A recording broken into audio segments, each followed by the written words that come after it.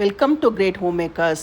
நவராத்திரி வெள்ளிக்கிழமைக்கு ரொம்ப ஈஸியாக பண்ணக்கூடிய அவல் புட்டு ரெசிபி தான் பார்க்க போகிறோம்.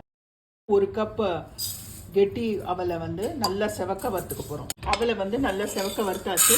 ஆறின அப்புறம் மிக்சியில் போட்டு ரவை மாதிரி பொடி பண்ணி கை பொறுக்கிற அளவுக்கு சூடுள்ள வெந்நீரில் ஒரு 1/2 டீஸ்பூன் மஞ்சள் பொடி, ஒரு சிட்டிகை உப்பு போட்டுக்கலாம்.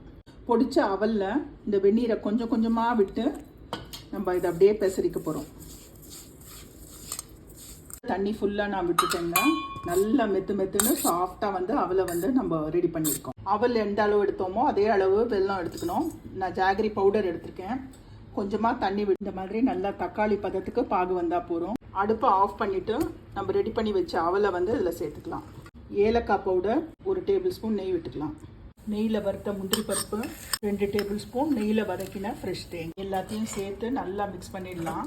அருமையான அவல் புட்டு ரெடி.